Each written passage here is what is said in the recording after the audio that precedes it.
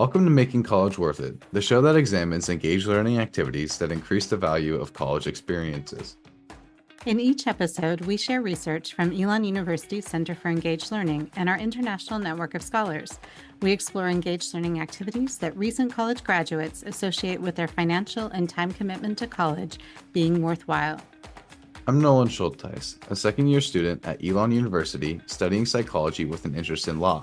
I'm the Center for Engaged Learning's podcast producer and a legal professions scholar. And I'm Jessie Moore, Director of Elon's Center for Engaged Learning and a professor of professional writing and rhetoric.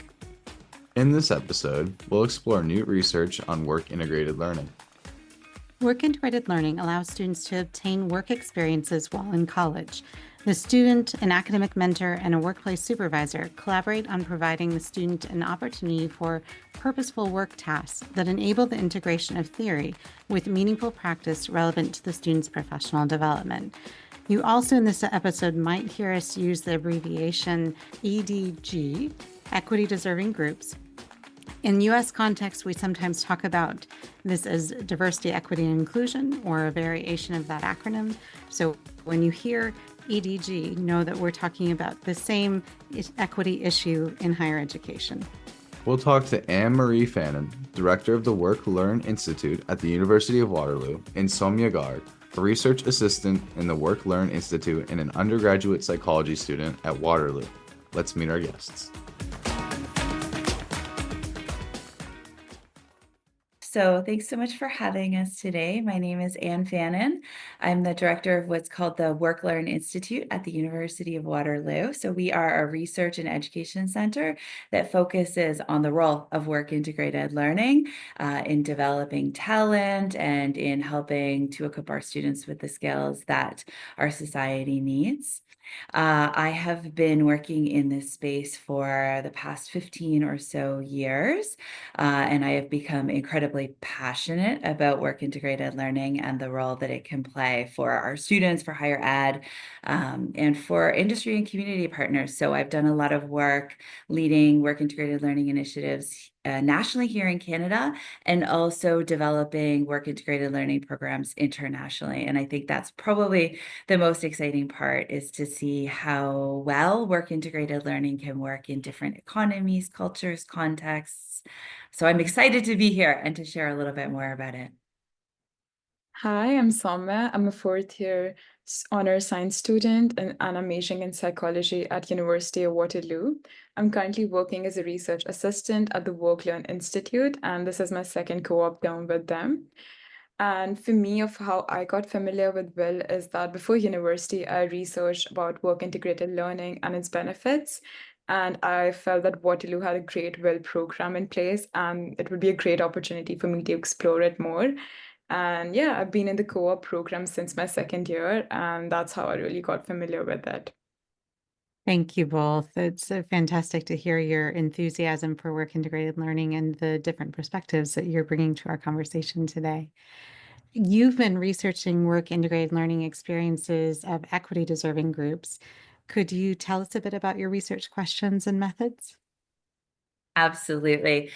To do so, I think it's important for us to define equity deserving groups, because depending on your lens, they can look quite different as to who you're including in that definition. So our research focused on the experiences of women, racialized peoples, 2S LGBTQ plus students, people living with disabilities, any intersection of those identities. And we also included international students in our definition of equity deserving groups, because we know that many of them do belong to one or more of those equity deserving groups, and they also experience significant and different barriers than our domestic students. So just to kind of frame out the experiences of the students that we were exploring with this research. And I think what's important to note is that before we started the research, we noticed a really large gap in the literature, and that was There wasn't a lot of research that had been done on the experiences of equity deserving groups, and none that included student voice that really tried to understand what the barriers were from a student perspective. We felt it was very important to address this, and that led us to a qualitative approach for our research, speaking directly to students who identified as belonging to equity deserving groups to really try and better understand what some of the quantitative data that was out there was already telling us. And so we took a social justice lens to our work, and we were really interested in exploring how we might create resources and allocate resources to improve the experiences of all of our students. We reached out to current and former co-op students at the University of Waterloo, asked if they belonged to any of the equity deserving groups that we were studying. And we had 1,800 students respond and tell us that they would be willing to have a conversation with us. That was gorgeous and exciting, but obviously overwhelming for a qualitative study. So ultimately, we ended up speaking to 62 students in 2 different phases of research. The first phase of the research really focused on understanding the barriers that were experienced by students from equity deserving groups. And that was really helpful for us to dive deep, as I said, into some of the quantitative data that was already demonstrating that students were not having similar experiences. And then the second phase of the research, which Soumya helped with and is super exciting to me, was having students from equity deserving groups interview a second group of students to start to identify solutions to these barriers. So, as Anne said, I was able to take part in the second phase of the study, and I was able to conduct a few interviews with our participants. And we were all trained in trauma-informed qualitative approach, which basically means that we make sure that we don't reinduce the trauma while we are asking those questions. We made sure that the questions are open-ended and participants feel comfortable sharing as little or as much as they want to. And yeah, as a member of the EDG community myself, while I was analyzing the data, I was able to bring a student perspective, an EDG perspective. So that was great. I love the thoughtfulness and care with which you've approached the design of this study and your attentiveness to student identities, and not only among your participants, but also among your research team. So that's really, really cool. We definitely want to get to some of those solutions in a moment. But first, I think it's important for us to know a little bit about the barriers that you identified. So what kinds of barriers do equity deserving groups encounter in work integrated learning? Yeah, so I can take this one. I can start us off. So in our study, we looked at 2 types of barriers that students from diverse backgrounds encountered while they take part in these work placements. And these placements are competitive, meaning that students have to apply for jobs, and it's similar to applying for a regular job. So the first barriers we were able to analyze were non-structural barriers.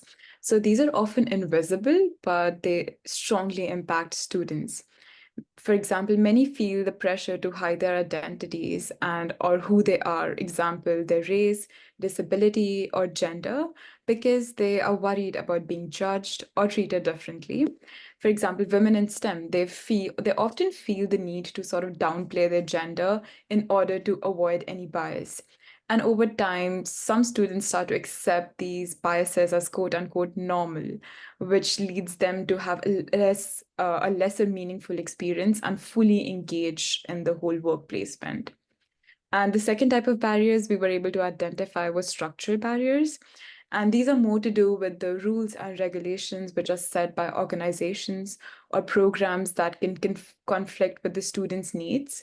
These include things like unclear guidance on getting accommodations, facing discrimination or microaggression, challenges with working in person versus remotely, and even barriers related to program fees or immigration status.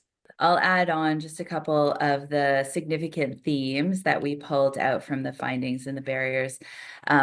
So one of the first ones was information gaps. So our students identified that they really had challenges navigating the different structures and processes. Who was responsible for providing an accommodation? Does that support come from the higher education institution? Does it come from the employer? If it comes from the employer, do they speak to their boss? Do they speak to HR? So kind of that newcomer to the systems of higher ed and employment, and trying to figure out how to get the information that they need to have agency and to get the support that they're looking for in their work integrated learning experience. The second major barrier was a lack of training on the part of the staff from the higher education institution that were supporting them. And sometimes it was a frustration with an awareness that staff had general inclusivity training, but not lived experience similar to theirs, or that they couldn't understand the specific challenge that the student was facing. Similarly, we saw a barrier with a lack of training or awareness with some of the employer organizations that the students were working with. So either an employer not understanding cultural safety, not understanding some of the accommodations that might need to be made as a result of that student's identity, or just not having in place strong practices and policies to support equity deserving groups.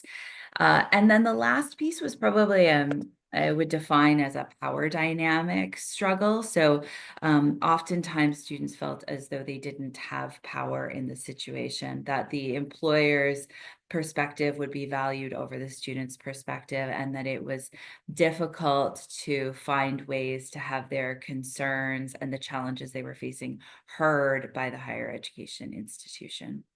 It's really helpful to have that overview of the barriers that you identified. And I also know that you and colleagues have published an article on that part of the study. And so we will link to that in the episode notes so that others can read it. It's a rich article and part of what prompted our invitation to you all. So we're glad that you were able to offer a quick overview. And then there's a lot of richness in that article for those who want to learn more as well. Sure, I did just briefly want to say I heard a point that Soumya had made, and I thought it actually had stuck out to me whenever I had read the overview, and that was like the omission of identity. And it was interesting to read about because even I, as a white male, have omitted parts of my identity before in social groups and not really considered really like the severity of it because it was so like low stakes. And now after reading about, the equity deserving groups, it seems their having to omit is far more high stakes and far more anxiety provoking. And it was interesting to think about that because I've never really like, worried about having to omit something. I've just kind of assumed like, oh, okay, it probably wouldn't be smart to say that and moved on. And that was the extent of what was at stake, really is what I'm trying to get at. Yeah, I think it's super interesting to see how I think everybody hides parts of their identity. Who we are at home is not who we are at work. And it's very interesting to see how when you start hiding parts of yourself, which like sort of you're not able to engage in the experiences fully. Like you have to start hiding parts which deter you, which do not push you towards success. And I think that's when it really starts to get problematic. And that's when we really need to look into it and, you know, provoke these conversations and start talking about it. So the next question is what steps can businesses and other work integrated learning sites take in order to foster more inclusive environments for WIL students? It's such a good question. And we'll probably end up touching on some of the self-censorship masking elements with this question as well. I should note that Soumya is also writing a paper on that. So we will hopefully have another publication coming out soon. But my advice to businesses or other work sites for work integrated learning students would be first and foremost to recognize that students from equity deserving groups are going to face all of the same barriers as equity deserving employees, but that they have even less information on how to succeed in the world of work and how to navigate organizational structures. So it's kind of that double challenge. They do face microaggressions. They do feel the need to often hide their identity, but they're also doing so in a completely new and novel context. And so the first piece of advice is to be explicit and consistent and regular in communication about a desire to support inclusivity and to highlight the structures and the programs that they have in place. So just to give you a really specific example, we see a lot of this with recruitment. As Soumya mentioned, our students apply for job postings and they read that job posting, and oftentimes our employers have really strong programs to support students from equity deserving groups, and they say nothing about it in the job description. And the student looks at it and says, I don't know if this is a safe place for me. I'm not going to apply for that position. So they're self-selecting out of opportunities because the employers haven't thought, oh, it's really important for us to convey our desire to bring in diverse employees and all of the cool things that we've put in place to support them. And then it goes to the next level, the interview. What kinds of accommodations can you put in place to be inclusive in your interviewing? Have you thought about doing the same kind of inclusivity, inclusive structures for interviews as you do for full-time employees? So thinking about bringing that parallel in. And then the next is orientation, being very, very explicit to students about, here are the employee resource groups that we have. Here's our accommodation process. Here's the kind of flexibility you can have in your job. Here are the ways that you can structure your work and you have agency. And saying that at the beginning of the orientation and 2 weeks later and 1 month later, because students may just be developing comfort with the workplace and then wanting to disclose and then wanting to share more of who they are. So to kind of remember that all the things we need to do to be inclusive as employers, we need to do for students, but we just need to be more explicit and to speak more regularly about these kinds of things. And the last would be, again, the need for all of us to undertake training, to understand implicit bias, to do what we can to understand how students from different identities are going to intersect with ourselves and our work and our organizations. So those would be the key pieces of advice that I have. I don't know if you have anything to add, Soumya. I think those sound great. Yeah. So it's kind of funny that you'd use the word advice, because my next question is, what advice would you give to students who are listening to the podcast and who are interested in or currently pursuing work integrated learning? So I definitely recommend pursuing work integrated learning because it's been an invaluable experience to me. It's given me a chance to apply what I've learned in my classes into the real world and build connections that can help me shape my career. But I do believe that at the same time, there are a few things that anybody who's considering applying to WELL or is in WELL should keep in mind. Number one, be proactive. I think you shouldn't be afraid to ask questions and seek out support. Work placements can sometimes be a little overwhelming, for me, a lot overwhelming, but especially if you're adjusting to a new environment. And it's okay to need guidance and important to use the resources which are available to you. Secondly, know your worth. It's common to feel imposter syndrome, especially in competitive roles. But you need to trust what you bring to the table, and you shouldn't be afraid to let your unique experiences and perspectives shine. For example, in this role, me being a part of the EDG community really helped me inform my analysis in the second part of our EDG phase. So that's something I was able to bring to the table additionally, instead of hiding that part of myself. And finally, make the most of every opportunity to network, to learn, to grow. The skills and connections which you can gain can have a lasting impact on anyone's career journey. And then I do have my few own personal experiences of co-op. Would you like me to share that, or are these suggestions enough? We'd love to hear your experience as well. Yeah, sure. So for my first co-op, I worked as a recreational therapy assistant where I supported adults with mental disabilities. And through this role, I was able to apply what I'd learned in my psychology courses about various mental disorders and I learned how to engage clients in meaningful activities. I was able to communicate, change my communication style based on who I was communicating with and their personal needs. And more importantly, I gained firsthand experience in creating a supportive, therapeutic environment. And this experience like really deepened my understanding of mental health, and it showed me the real world impact of whatever I had learned in my courses, because sometimes they can feel so theoretical. And for my second and third co-op, I've been working as a research assistant at the Workland Institute. And I promise I'm not saying it just because Anne is here, but it's been a transformational experience. I came in with some basic research and data analysis skills, but from there, I was able to build on so much more. And I had no idea that I honestly would learn so much and I would come so far in my journey. And more than that, more than the technical skills I've gained, I've sort of seen my perspective towards research change.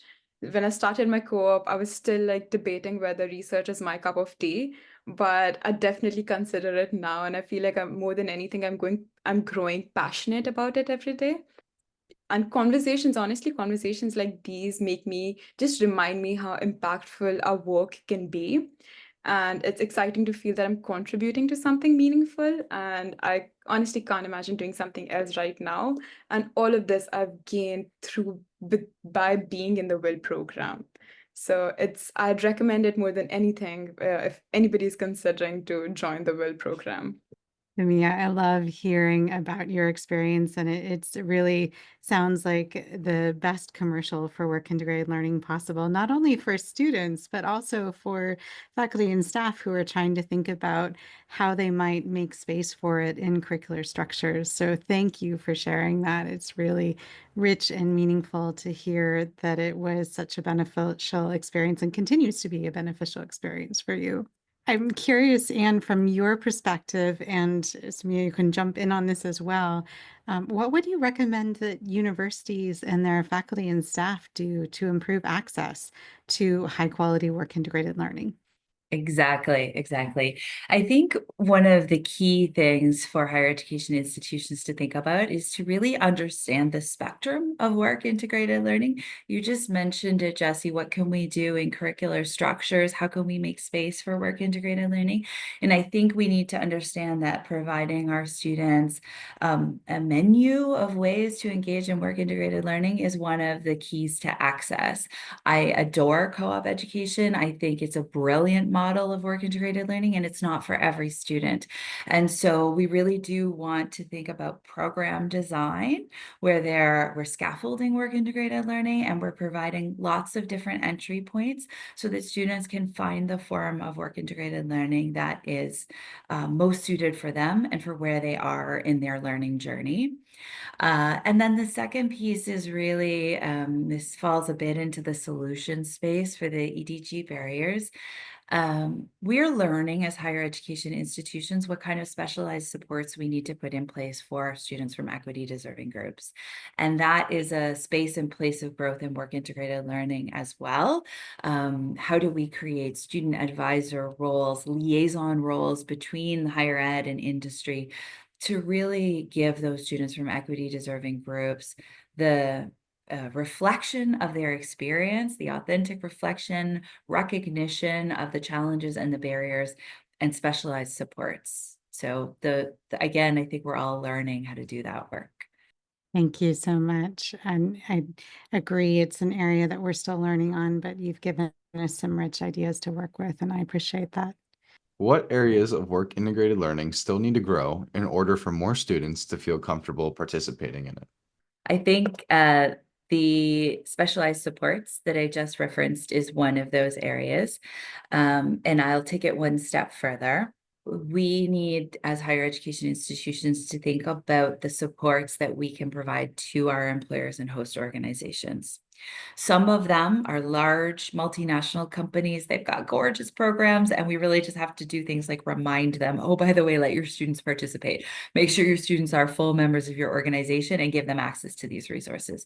But oftentimes we're working with small to medium enterprises who don't have those internal resources to support equity deserving students, because sometimes a co-op employer is an organization that literally becomes an employer by bringing a student in. It's a solo enterprise or a very, very small organization.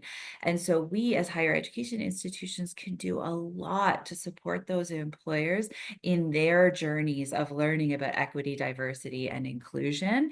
And so that can be everything from, here's best practices in writing a job description. Did you know that you can be an inclusive interviewer by considering these, 5 easy steps and that kind of thing, creating resources, and then making sure we have staff that are available to support the employers and the students while the WIL experiences are happening. I think those are really critical areas of growth for inclusive work integrated learning. That's fantastic. Anything that you would like to add? I really appreciate the richness of your responses. There's so much to think through and act on in what you're sharing, and that very helpful for all of us. So thank you. So I know Jesse had mentioned that I interviewed with WIL groups in the past, and this question was one that they enjoyed a lot, so we had to recycle it. And that was, what separates a great WIL experience from a good WIL experience? Yeah, I would be more than happy to take this one. I think a great WIL experience is much more than just checking off a task list or just learning the basics. I think in a good placement, you can pick up a few skills, get familiar with tasks, but in a truly great experience, you feel like you're actually growing and getting a clearer picture of what your future career or potential career could look like. For example, for me, what made the difference was having mentors who genuinely cared about my development. They made me feel like I was part of something bigger, which made the work I did much more meaningful. And as Anne always says, if you want it, ask for it. And she's always encouraged me to put what I want to learn forward and helped me, with whatever she can. So that really helped me develop my skills. And I believe that when a project aligns with your interests, it's exciting. You feel like you're making a real impact and not just going through the motions of the daily 9 to 5. And if anything, getting paid is a huge plus. It shows that, your work is valued and it allows you to really focus. And so for me, a great WIL experience is the one that sticks with you. It's not just something that you put on your resume, but something which truly helps you shape your skills and perspective and helps you figure out the next steps. And it leaves a lasting impact on you.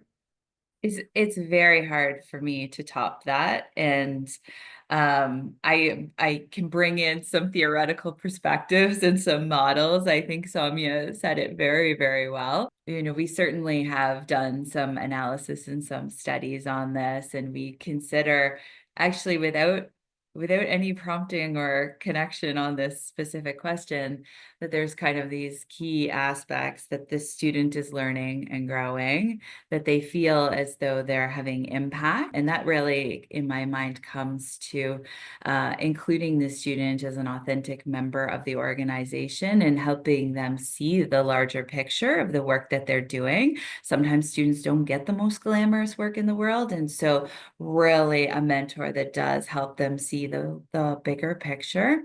Relevance is critical. And I think what's gorgeous and fascinating about work integrated learning is sometimes the relevance is prescribed and in place. So a student, a kinesiology student, is working in a kinesiology office for their co-op work term. We can connect the dots very easily. But Soumya also laid out very nicely for us how relevance can grow and change for a student. And so this is one of the things I love about work integrated learning. You can have an accounting student go and work in an accounting firm and say, wow, that is not what I want to do with my career. I would like to look at different disciplines, and I'm thinking about changing my major. And then you can also have a student go into a work integrated learning experience and find a passion, find relevance, say, oh, this is something I'd never considered before, and now I'm interested in taking a class on it. And so that's just one of the most gorgeous pieces of the work integrated learning equation is the testing of different environments, the testing of different careers, and really finding that fit and finding your passion.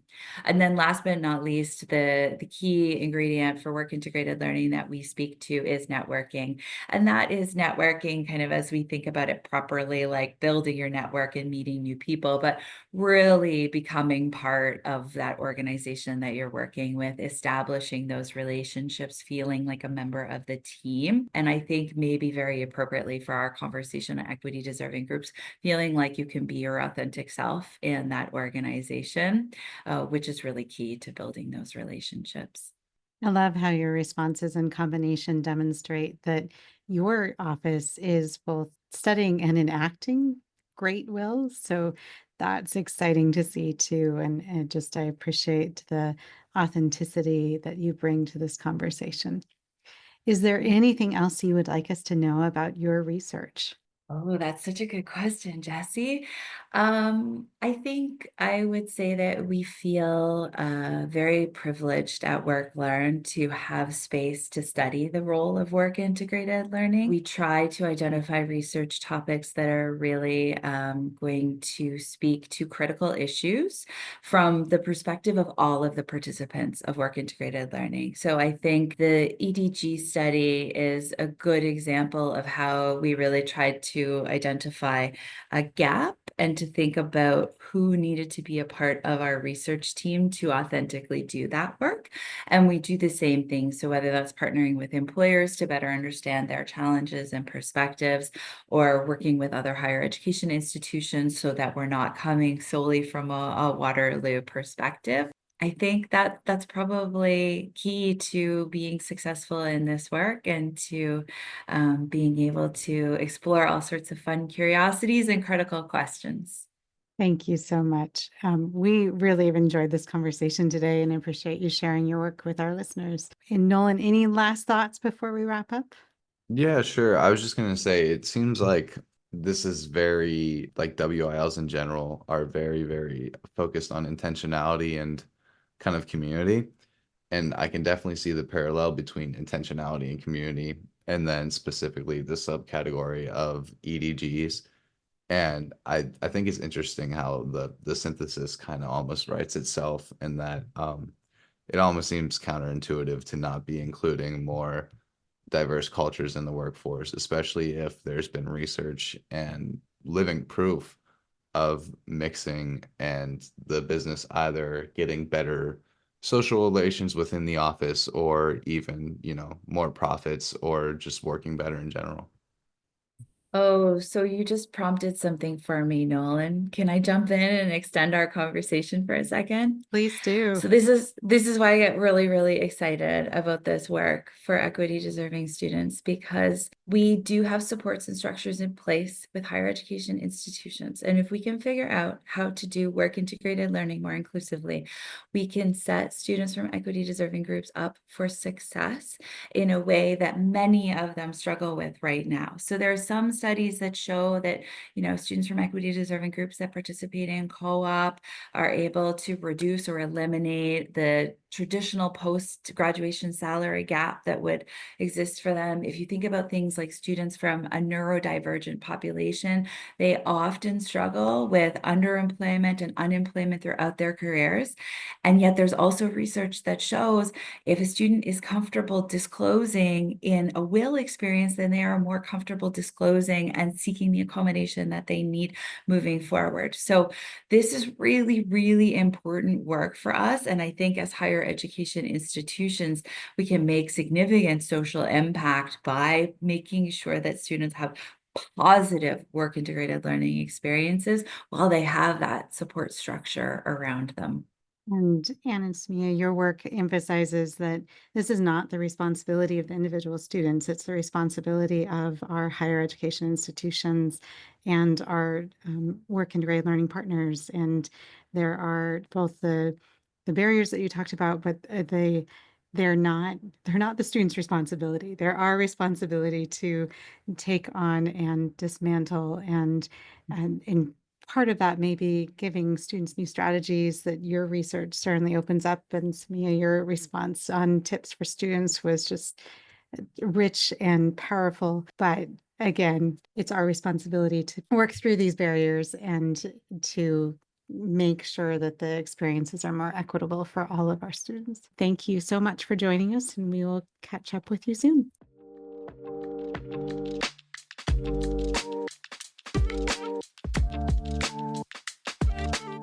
So, what stood out to you as we were talking about work integrated learning in this episode? I think the biggest thing that stood out to me is really just that these problems a majority of us have isn't exclusive to ourselves, and more often than not there are people out there that are willing to help. And it seems like through work integrated learning there's a lot of intentionality and a lot of community building, and I think that helps perfectly whenever you're also factoring into looking at it through a lens of an EDG, where inclusivity and feeling welcomed are so important to academic performance and success. I also appreciate the reminder that many businesses and workplace sites are already doing some of these inclusivity and equitable practices for their continuing employees. And so the reminder to extend those opportunities to their work integrated learning participants is really important as well. But I also really appreciated the thoughtfulness of the tips for students and really owning your identity and owning your worth. I think that it's easy when we're working in a new site and with new people to have some imposter syndrome, as was mentioned, but knowing your worth allows you to work through that imposter syndrome and make really valuable contributions to the work integrated learning workplace, and also to learn more from the experience as well. I look forward to the continuing research coming out of the Work Learn Institute at Waterloo, and we will be sure to share additional resources from them as they're available on the episode page and other parts of our website.